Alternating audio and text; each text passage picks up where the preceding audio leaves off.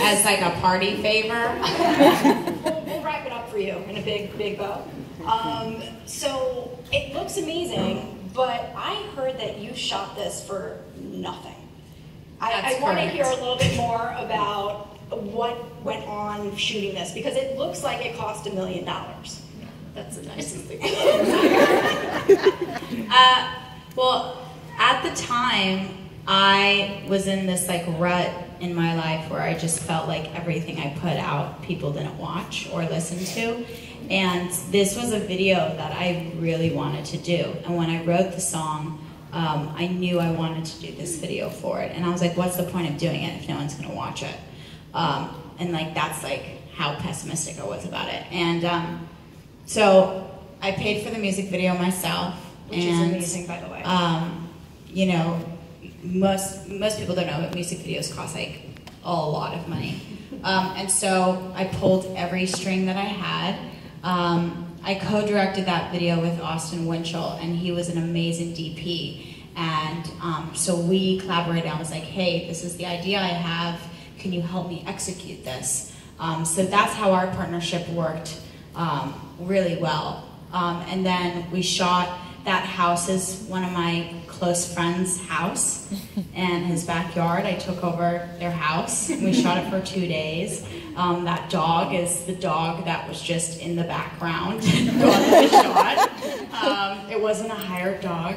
So yeah, so it was, and then that, you know, where the telephone lines are or whatever, like that was in their backyard. Like everything was very, okay, this is the idea I have, how do we execute this? The bike shot of her is us in the back of a truck illegally shooting on the street. A lot of the stuff I do is dangerous, so you should, I'm not promoting any of this. You don't want to get in the back of the truck to shoot? When you have an idea and you want to create art, nothing can stop you, you know, and you, you just become relentless. And I was in a point where I was like, I want this to look like $100,000, which it does. I just have to ask, it is such an amazing narrative, something that we don't normally get to see, especially from our community, for our people. The scene where she literally gets blindsided and then fights back. Yeah. Where did that inspiration come from? Because it's such a powerful moment. You guys all cheered like it is. It's what you want her to do. You don't want her just to lay down or to not react. And what did it mean to you? Well, for me, obviously it was, I showed it physically, but it really was a metaphor and a symbolic to standing up and fighting for what you want and who you love, and not giving up and surrendering to your fears.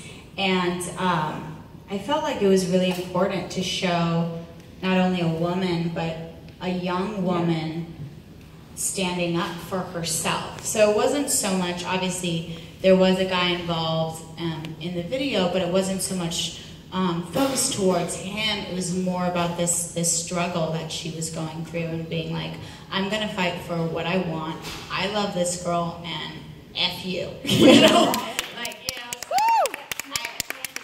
because the thing is like, when you're struggling with your sexuality and just life, like, people judge you and they bring you down, and it's hard to get back up. And so for me, that was a very important thing to show. And again, like growing up watching content, I didn't really have that hope. I was like, great, I'm gay, fuck my life. Like, I'm effed, like, great, thanks for playing. And, you know, and that's stupid. It is. Like, you should be excited about life and feel hope and fight for what you want and get what you want. You should be excited to be gay. Yeah, I love girls. It's great. It's a great life. It is. Really glad to be